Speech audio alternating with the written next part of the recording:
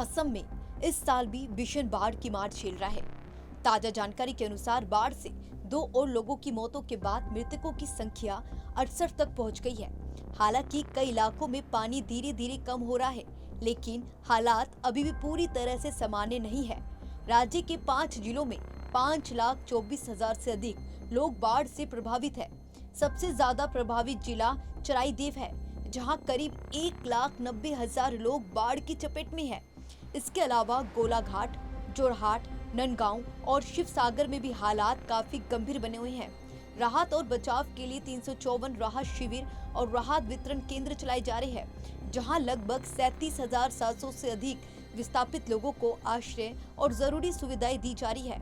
राज्य में सेना, एनडीआरएफ, एसडीआरएफ, पुलिस और अग्निशमन विभाग की टीमें लगातार राहत और बचाव अभियान में जुटी हुई है। बाढ़ के कारण कई तटबंध, सड़कें, पुल और अन्य बुनियादी ढांचों को भी काफी नुकसान पहुंचा है। मुख्यमंत्री हेमंत बिस्वा ने कहा कि जिन इलाकों में पानी कम हो रहा है, वहां चरणबद्ध तरीके से बिजली आपूर्ति बहाल की जा रही है। साथ ही सरकार राहत सामग्री, चिकित्सा सहायता और जरूरी सामान प्रभावित लोगों तक पहुंचाने के लिए लगातार काम कर रही है। उन्होंने भरोसा दिलाया कि हालात सामान्य होते ही पुनर्वास और क्षतिग्रस्त स्कूल, अन्य ढांचों की मरम्मत का काम भी तेजी से कराया जाएगा। वहीं इसी बीच असम की इस त्रासदी ने पूरे देश का ध्यान अपनी ओर खींच लिया है। बॉलीवुड अभिनेत्री भूमि पांडेकर ने सोशल मीडिया पर एक भावुक वीडियो साझा कर लोगों से बाढ़ पीड़ितों की मदद की अपील की है। उन्होंने कहा कि इस समय असम को पूरे देश के सहयोग की जरूरत है और लोगों से राहत कार्य में योगदान देने का आग्रह भी किया।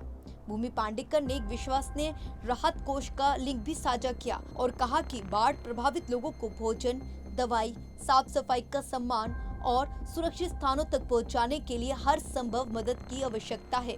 उन्होंने लोगों से छोटी या बड़ी अपनी क्षमता के अनुसार इस तरह की सहायता करने की अपील की है।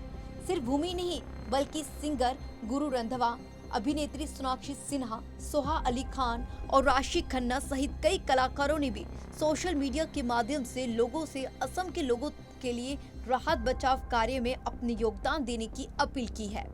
वहीं देश के प्रधानमंत्री नरेंद्र मोदी ने मुख्यमंत्री हेमंत बिस्वा से फोन पर बातचीत करते हुए इस संकट की घड़ी में केंद्र सरकार असम के लोगों के साथ मजबूती से खड़ी है और हर संभव मदद के लिए तैयार है।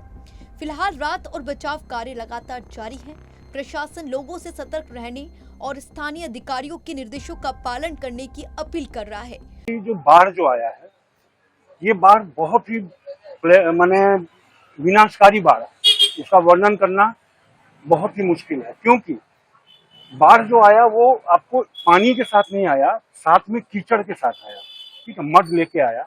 और ये जो नागालैंड में जो भूस्खलन हुआ और बारिश भी हुआ, इसके साथ वो मिट्टी को जो अपने साथ में लेके आया ना, तो वहां जो अगल बगल के जो सोनारी, नाजिरा ऐसे जो गांव हैं, बिरुवर जो है, बिहुबर वगैरह, ये सब जो गांव, जो कुछ ऐसे गांव हैं जिनको संभलने का मौका भी नहीं मिला, और विदिन 15-20 मिनट, आधा घंटा के अंदर में उनके घर में पूरा पानी और यहाँ तक कि मिट्टी से पूरा घर भर गया।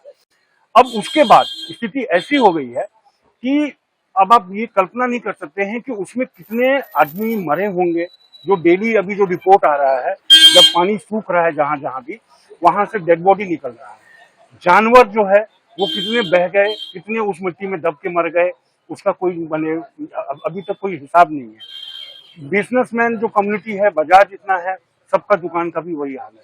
तो इस बाढ़ ने किसान को भी कमर तोड़ दिया, खेती पूरा बर्बाद कर दिया, व्यापारिक संस्था को बर्बाद कर दिया, और जो गरीब लोग जो हाजिरा करके अपना घर बार चलाते थे, उनका तो समझिए सब सारा सपना ही छीन गया। तो ऐसी स्थिति में एक बात है कि गवर्नमेंट जो सहायता करना चाहिए वो सहायता वो कर भी रही है। मंत्री भी वहाँ, विमल बोरा जी, सुशांत बोरगोहाई जी और भी जो लोग हैं वो सब लगे हुए हैं। लेकिन जिस फ्रीक्वेंसी में, जिस मात्रा में लगना चाहिए, वो अभी तक उस जगह तक नहीं पहुंच पाया है जहां एक्चुअल नीडी लोग जो परेशान है। बिजली नहीं है, बच्चे का किताब बह गया, कॉपी बह गया, वो बच्चे लोग क्या करेंगे? तो गवर्नमेंट को थोड़ा अपना एक्सरसाइज और बढ़ाना होगा।